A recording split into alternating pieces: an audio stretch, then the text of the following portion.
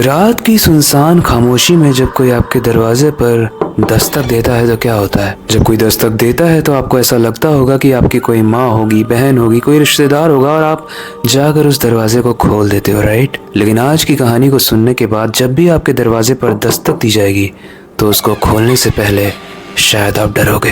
Guys, हमारी आज की कहानी बाकी सारी डरावनी कहानियों से काफी डिफरेंट है और आज की कहानी हमें श्रुति ने भेजी है। श्रुति ने ये कहानी अपने बचपन में सुनी थी और अभी तक उसको यही लगता था कि उसकी दादी ने उसको ये कहानी उसी तरीके से सुनाई जिस तरीके से बाकी डरावनी कहानियां सुनाई जाती हैं, लेकिन उसे नहीं पता था कि ये कहानी एक सच्ची कहानी है। लेकिन जैसे जैसे श्रुति बड़ी हुई उसे समझ में आने लगा कि ये कोई कहानी नहीं बल्कि उस जगह का एक डरावना सच है। कहानी बहुत ही इंटरेस्टिंग और डरावनी है और ये कहानी है केरला की और समय है 1958। केरला में दरअसल श्रुति की दादी बड़ी हुई थी जिनका नाम था राधा अम्मा। वो बताती है कि उन दिनों गांव में एक औरत हुआ करती थी जिसका नाम हुआ करता था देवम्मा। जो नाम मैं आपको बता रहा हूँ उसे ध्यान से सुनना, तभी आपको स्टोरी और ज्यादा इंटरेस्टिंग लगेगी और अच्छे से समझ में आएगी। देवम्मा गाँव वालों से बहुत कम बात करती थी और वो गाँव के अंदर नहीं बल्कि गांव के बाहर जंगल में बनी हुई एक छोटी सी झोपड़ी में रहती थी। लेकिन सबसे स्ट्रेंज बात कि गांव वाले उस औरत से काफी डरते थे क्योंकि वो ऐसा मानते थे कि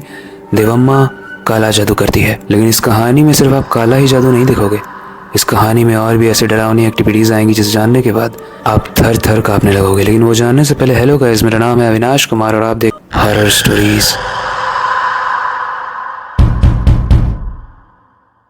गाइस, जैसा मैंने आपको पहले बताया कि गांव वालों को लगता था कि देवम्मा काला जादू करती थी और इसी वजह से वो गांव के बाहरी एरिया में रहती थी ताकि अपनी सारी ही तंत्र क्रियाएं वो कर पाए। और सबसे इंटरेस्टिंग चीज ये है कि देवम्मा को आवाज बदलना और दूसरों की नकल करना बहुत अच्छे से आता था। अब राधा यानी श्रुति की दादी भी इन चीजों को बस कहानियां ही समझती थी। लेकिन एक बार की बात है, वो अपने घर में सो रही थी और बाहर खड़े लोग चिल्लाने लगे अचानक से बहुत तेज, मीना मीना। अब इस आवाज को सुनकर राधा और उसकी माँ दोनों ही घर से बाहर निकलते हैं और मीना जो राधा की ही एज की लड़की थी उसके घर के बाहर गाँव के कई लोग खड़े थे और कुछ लोग हाथों में लालटेन लेकर जंगल की तरफ जा रहे थे। लेकिन अब कहानी में आने वाला है एक बहुत ही इंटरेस्टिंग ट्विस्ट। जब राधा और उसकी माँ मीना के घर के पास गए तो उन्होंने देखा कि घर के दरवाजे के बाहर एक निशान बना हुआ है और उस निशान के बीच में मीना की पायल रखी हुई है। उस निशान को देखकर ये क्लियरली लग रहा था कि ये किसी तंत्र विद्या का निशान है। गाइस, मीना के परिवार में सिर्फ मीना और उसके पिताजी रहा करते थे और जंगल में जब मीना को ढूंढने के बाद वहाँ से लोग लौटे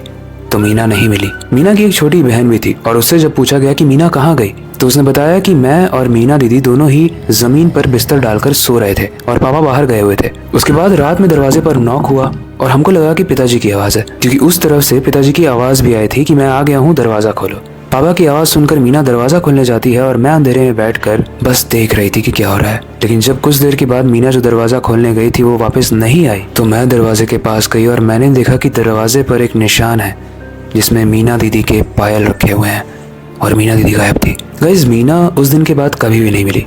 किसी को नहीं पता कि मीना गई कहाँ। और इसके बाद ये सिलसिला रुका नहीं, बाकी के भी बच्चे बहुत तेज से उस गांव से गायब होने लगे। सब जानते थे कि देवम्मा तंत्र जानती है। शुरू में तो लोग उसे बेचारी मानते थे लेकिन धीरे धीरे लोग उससे काफी दूर रहने लगे थे। लेकिन जब ये घटना हुई तो सब शॉक में हो गए, लेकिन किसी के भी पास कोई भी सबूत नहीं था कि ये काम उसी ने किया है। सब देवम्मा पर इल्जाम लगाना शुरू कर देते हैं कि देवम्मा ने ही ये सब कुछ किया है। गाँव के कुछ नौजवान ये डिसाइड करते हैं कि देवम्मा पर नजर रखेंगे और ये जानने की कोशिश करेंगे कि देवम्मा ही है जो ये सब कुछ कर रही है या फिर कोई और है जो इस गांव के बच्चों को गायब कर रहा है। अगले दिन सब नजर बचाकर उसका पीछा करने लगे। जब भी वो अपनी झोपड़ी से बाहर आती थी और वापस जाती थी तो सब उसके पीछे पीछे जाते थे ये देखने के लिए कि वो कर क्या रही है। कुछ लोगों ने नोटिस किया कि देवम्मा जंगल में पड़ी हुई टेढ़ी मेढ़ी लकड़ियों को इकट्ठा कर रही है, कुछ पत्तों को इकट्ठा कर रही है और कुछ गिरे हुए पुतलों को भी इकट्ठा कर रही है और वो ये सब कुछ अपने झोले में भर कर अपने घर के अंदर जाती है। और जब जो लोग इस पर नजर रख रहे थे वो बाहर से घर के अंदर झांक रहे होते हैं तो वो ये देखते हैं कि देवम्मा ने एक बहुत बड़े से बर्तन को आग पर रखा हुआ है। उस आग में खाना उबल रहा है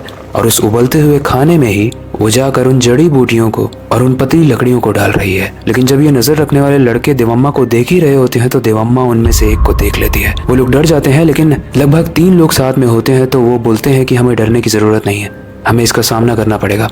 इसलिए अब वो उस घर के अंदर चले जाते हैं। देवम्मा हंसते हुए बोलती है, क्या हुआ बच्चों, तुम लोग परेशान लग रहे हो? वो लोग बोलते हैं कि ये सब तूने ही किया है ना, जितने भी बच्चे गायब हो रहे हैं सब तूने ही किया है ना। बोलती है, मैं ऐसा क्यों करूँगी, मैं तो बस यहाँ पे अपनी झोपड़ी में रहती हूँ, मैं किसी को तंग भी नहीं करती हूँ, मैं यहाँ दूर रह के अपना खाना बनाती हूँ और खाती हूँ।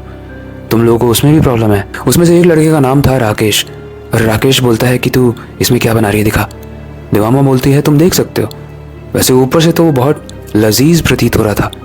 तो देवम्मा ये ऑफर करती है कि राकेश, अगर तुमने देख लिया है तो हम सब लोग साथ में बैठ के खाएं। काफी देर तक तो वो तीनों सोचते हैं, क्योंकि वो काफी देर से देवम्मा पर नजर रख रहे थे।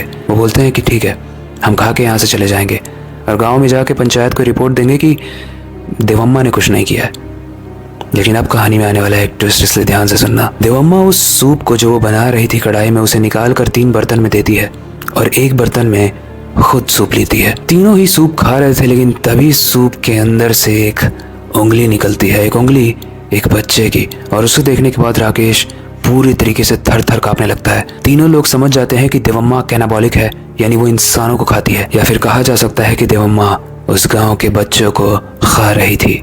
इस चीज को देखने के बाद तीनों ही वहां से बहुत तेज से भागने की कोशिश करते हैं, लेकिन देवम्मा बहुत चालाक थी। उसने अपने घर के बाहर सर्फ को पानी में भिगाकर फैलाया हुआ था, जिसकी वजह से जब वो तेजी से भागे तो उनका पैर स्लिप हो गया और वहीं पर गिर के तीनों की मृत्यु हो गई। उसमें से एक की जो थोड़ी सी जान बची हुई भी थी और वो रेंग रेंग के आगे जा रहा था, लेकिन ऐसा माना जाता है कि कहानी के अनुसार देवम्मा ने उसका गला काट दिया और उस सब का सूप बनाकर पी गई। ये कहानी तो गाइस यहीं तक थी। ये कहानी श्रुति ने अपनी दादी माँ के मुंह से बचपन में सुनी थी, और श्रुति हमें ये बताती है कि उसकी दादी माँ ऐसा बोलती हैं कि ये कहानी कहानी नहीं थी, ये कहानी सच्ची कहानी थी। वेल, आपको क्या लगता है, क्या ऐसी कोई बुढ़िया होती होगी जो जंगल के बाहर रह के इंसानों को खाती हो? वेल, बुढ़िया तो नहीं हो सकती, लेकिन चुड़ैल जरूर हो सकती है। आपको क्या लगता है, ऐसा पॉसिबल है? हमें कमेंट सेक्शन में ज़रूर बताना। वेल, बहुत लोग बोलते हैं कि पॉजिटिव एनर्जीज होती हैं, उसी तरीके से नेगेटिव एनर्जीज भी होती हैं, यानी सकारात्मक और नकारात्मक एनर्जीज। बाकी आपको जो भी लगता है आप हमें कमेंट सेक्शन में बता सकते हो।